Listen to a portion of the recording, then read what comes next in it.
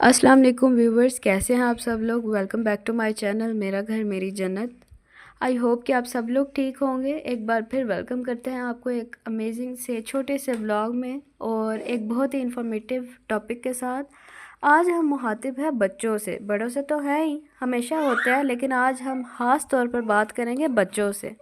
उनका आज एक बहुत ही ख़ास टॉपिक हम आज लेकर आए हैं, जो कि है गुड टच और बैड टच। तो बच्चों, आई होप कि अगर आप स्कूल जाना स्टार्ट कर चुके हैं या आप 3, 4 या 5 क्लास में हैं, तो आपकी टीचर्स आपको स्कूल में इस बारे में ज़रूर बताती होंगी कि गुड टच और बैड टच क्या होता है। वैसे तो इस बात को जानने में मदद आपकी मदर भी करती हैं, आपके पेरेंट्स भी बहुत ज़्यादा आपको हेल्प आउट करते हैं, मगर स्कूल जाकर बाकायदा तौर पर आप इस पर एजुकेशन भी हासिल करते हैं। लेकिन एक दफ़ा फिर आपको हम बताते चलते हैं कि गुड टच और बैड टच क्या होता है। अगर ये व्लॉग वो बच्चे देख रहे हैं जो अभी स्कूल गोइंग नहीं हैं, तो उनके लिए ये वीडियो बहुत ही इंफॉर्मेटिव होने वाली है, जो कि उनकी स्कूल लाइफ जब स्टार्ट होगी तो उसमें उनको बहुत ही मदद देगी। देखिए, सबसे पहली चीज़ तो ये कि पेरेंट्स के अलावा कोई भी ट्रस्ट के काबिल नहीं होता। चाहे वो आपकी टीचर हो, चाहे वो आपका फैमिली डॉक्टर हो, चाहे वो आपके रिलेटिव्स हों या कोई भी हो, जब तक आपके पेरेंट्स का पूरा ट्रस्ट उस बंदे पर या बंदी पर ना हो, आपको किसी के साथ भी इस तरह कंफर्ट जोन में नहीं आना चाहिए कि वो आपको किसी भी तरीके से टच करें। सबसे पहले हम बात करेंगे गुड टच की। गुड टच ये होता है कि फॉर एग्ज़ाम्पल आप अपनी मम्मा के पास हो, तो मम्मा आपको प्यार से गले लगाती है, हग करती है, माथे पर आपके किस कर लेती है, आपके सर पर हाथ रखती है, या फिर आपके फादर का आपको गले लगाना, आपको प्यार करना, आपके सर पर हाथ रखना, ये सब तो होता है गुड टच में। और सेम चीज़ अगर आपके रिलेटिव्स भी इस तरह से करते हैं, लाइक कंधे पर हाथ रखना, हैंड शेक कर लेना, यहाँ तक है गुड टच। और फॉर एग्ज़ाम्पल अगर आपने स्कूल में क्लास में अच्छी परफॉर्मेंस दी है, आपने जो है किसी चीज़ का अच्छा आंसर दिया है, या आपने कोई चीज़ समझाई अच्छे से, तो उसके ऊपर आपकी टीचर की अप्रिसिएशन बोल कर करना ज़्यादा अच्छी बात है। और अगर आपको अप्रिशिएट करने के लिए आपके कंधे पर हाथ रखता है, वो कहता है ना थापड़ा मार देना भाई हौसला अफजाई के लिए, तो वो भी एक गुड टच होता है। अब हम बात करते हैं बैड टच की। बैड टच में आता है कि कोई आपको प्राइवेट पार्ट्स पर छेड़े या फिर वहाँ पर आपके हाथ रखे जहाँ पर आप कंफर्टेबल नहीं फ़ील करते हो। फॉर एग्ज़ाम्पल कोई आपके फेस पर हाथ रखता है, फेस को टच करता है, या फिर आपको गलत तरीके से देखता है, या फिर कोई ऐसी आपसे बात करता है जो आपको अच्छी नहीं लगती, जिसके बाद आप अपने आप को इनसिक्योर फील करते हो। ये सब कुछ आता है बैड टच में, ठीक है। ये चीज़ें आपने याद रखनी है कि कोई भी बंदा आपको आपके प्राइवेट पार्ट्स पर टच करता है, जहाँ पर आपके कपड़े होते हैं, जिसको आप कहते हैं कि हम लिबास के साथ अपनी इज़्ज़तों को ढांपते हैं। जैसे कि आपने पढ़ा होगा कुरान पाक में कि अपनी शर्मगाहों की हिफाजत खुद करो, ठीक है ना। तो आपने उस चीज़ को माइंड में रखना है, और जैसे ही कोई भी आपको इस तरह से अनकंफर्टेबल फ़ील करवाए, तो आपने फ़ौरन हेल्प लेनी है, आपने चुप नहीं रहना और आपने नहीं कहना सीखना है। कोई भी बंदा इस तरह से आपको टच करने की कोशिश करता है, तो आपने उसको फ़ौरन से वार्न करना, फ़ौरन से मना करना, ताकि उसको पता हो कि ये बच्चा दबने वाला नहीं है। अगर हमने इसके साथ पंगा लिया तो ये ज़्यादा बुरा पेश आएगा, अपनी पूरी टीम के साथ ही हमारे ऊपर जो है ना बहुत ही बुरी तरह से पेश आएगा। तो इस वजह से आपने अगले बंदे को डरा देना जो आपको इस तरह से टच करने की या फिर आपसे गलत बात करने की कोशिश करें।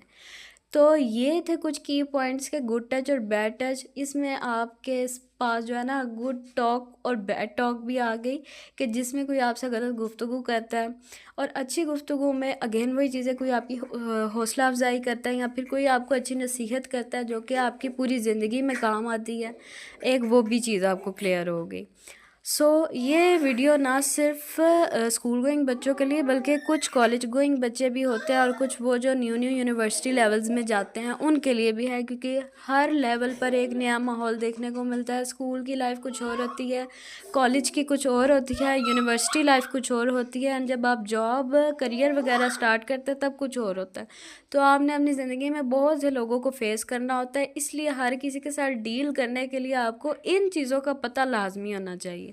ज़रूरी नहीं कि आप एक अपने बच्चों वाली एज में हो तो ये आपको गुड टच बैड टच का पता होना चाहिए, बल्कि जैसे जैसे आप अपनी एज में आगे जाते हो ना, ये चीज़ें ज़्यादा जो है ब्रॉड हो जाती हैं, और आपको फिर पता होना चाहिए कि हमने कैसे इन चीज़ों को फेस करना।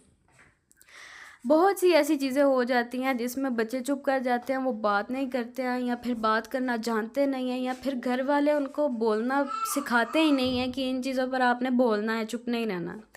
कुछ घरों का माहौल इस तरह से होता है, वो कहते हैं कि ठीक है जाने दो, कोई बात नहीं, लेकिन बिल्कुल नहीं, ये सरासर ज़्यादती है, ना सिर्फ आपके साथ और आपके बच्चों के साथ भी। ये फिर हिसाब अलग से अल्लाह ताला बरोज़ क़यामत भी लेता है कि क्या आपको कुरान पाक में नहीं बताया गया था?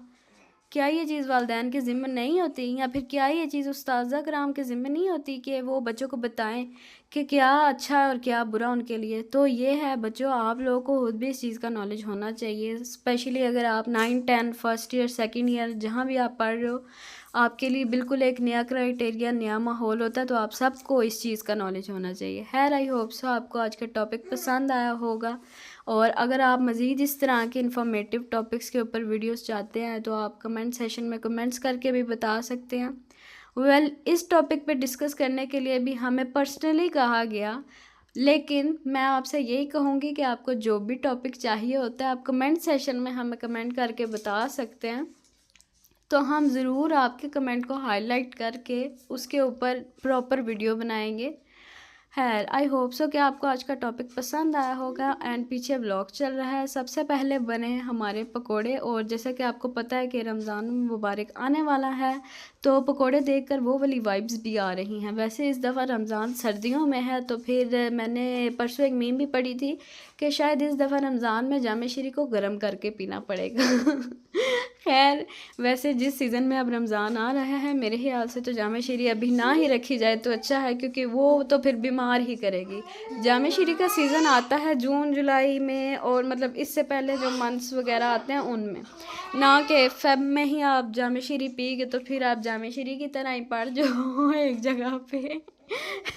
जैसे सर्दियों में वो एक कोने में लगी होती है, फिर आप भी किसी कोने में खुदा ना खास्ता लग जाओगे। तो अपना और अपने बच्चों का बहुत ज़्यादा ख्याल रखें, क्योंकि जिस सीज़न में इस दफ़ा रमज़ानुल मुबारक आ रहा है उसमें बहुत ज़्यादा एलर्जीज भी आ जाती हैं, पोलन एलर्जीज आ जाती हैं, नज़ला ज़ुकाम बुखार, बिकॉज़ मौसम चेंज हो रहा है और उसके साथ साथ बीमारियां भी आती हैं।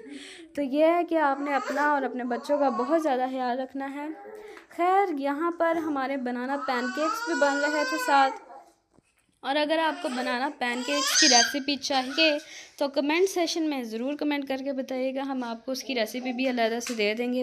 और साथ हमारे पकोड़े फ्राई हो रहे हैं फ्राई हो रहे हैं, इधर हमारे पकोड़े फ्राई हो रहे हैं, और उसके बाद हम बनाएंगे अपने मज़ेदार सी चाय। Well, thank you so much once again. ये आपको पीछे बैकग्राउंड म्यूज़िक भी मिल रहा है, देखिए कितना अच्छा म्यूज़िक है ये। ऐसे बिल्कुल आप बिल्कुल सो तो सकते हैं नहीं ना व्लॉग देखते हुए, जैसे आप सोने वाले होंगे साथ ही हाँ होने लग जाएगी, ठीक है ना। हाँ, इनको खांसी आ गई है, शोर कर करके थक गए हैं, ये थोड़े कंधे दबा दें आपके, थक गए हैं आप। खैर, वॉइस ओवर कर रहा था वो भी बेचारा अब थक गया है, चुप कर गया है, अब उसने ट्राइपॉड पकड़ लिया है और अब उसकी शामत आ गई है। सुबह भी एक दफ़ा ज़ख्मी कर चुका था ट्राइपॉड को, लेकिन अब ये दोबारा भी करने के प्लान में है। खैर, ये हमारे पकोड़े बन के रेडी हो गए हैं, देखिए कितना प्यारा सा कलर आ रहा है, और साथ में हमने केचप रखी है, और साथ में हमने बनाए थे ज़ीरा राइस बहुत ही मज़े के बनते हैं। सीरियसली, बॉयल्ड राइस से तो बहुत ही ज़्यादा ये मज़े के होते हैं। बॉयल्ड राइस तो वही हम सारे खाते ही हैं, नॉर्मली कैजुअली वही बनते हैं हमारे घरों में, लेकिन अगर आप थोड़ा सा हट के हमने मेन्यू में ज़ीरा राइस को ऐड करेंगे ना, ट्रस्ट में इनकी वाइब भी अलग है। खैर, ये हमारी बन रही है चाय, और चाय डालते डालते क्या सीन हुआ कि जब मैं चाय डाल रही थी उस साथ दूध भी बॉयल करने के लिए रखा हुआ था, तो उसके ऊपर हमने नेट दी हुई थी कि अक्सर नहीं भी बंदे का ध्यान होता तो कोई भी चीज़ अल्लाह ना करे ऊपर गिर जाती है, नहीं भी पता चलता, तो वो चीज़ ऊपर होती है ना, वो सेफ्टी रहती है। खैर है, जब वो ऊपर होती है तो इतना खास पता नहीं चलता कि दूध बॉयल होने वाला भी है कि नहीं। तो कुछ ऐसा ही हुआ कि जब चाय बन गई, जब मैं इसको कप्स में डालने वाली थी, मेरे एक हाथ में फ़ोन था, ट्राइपॉड अगेन छोटे बेबी के पास था, और वो पकड़ के उसको कर रहा था उल्टा सीधा। इधर मैं चाय डाल रही हूँ और साथ ही आवाज़ आई पीछे से, चलो जी दूध सारा चूल्हे के ऊपर। सारा दूध ही दूध हो गया। और उसके बाद इधर ही मैंने चाय छोड़ी, चाय भी यहाँ शेल्फ के ऊपर गिर गई मेरे से। उधर मैंने दूध का चूल्हा वो बंद किया, फिर यहाँ पे मैंने चाय को छोड़ा, फिर मैंने फ़ोन रखा। खैर उसके बाद मैंने ये सारा कुछ क्लीन किया चाय डालने के बाद। ये था हमारा आज का छोटा सा व्लॉग। अगर आपको व्लॉग अच्छा लगा लाइक शेयर सब्सक्राइब ज़रूर कीजिएगा। अगर आप हमारे चैनल पर न्यू हैं, वैसे तो आप सब ही न्यू हैं, लेकिन अगर आप हमारे चैनल पर न्यू हैं तो इसको सब्सक्राइब ज़रूर कीजिएगा। मिलते हैं आपसे नेक्स्ट अमेजिंग से व्लॉग में। टिल देन टेक केयर, अल्लाह हाफिज़।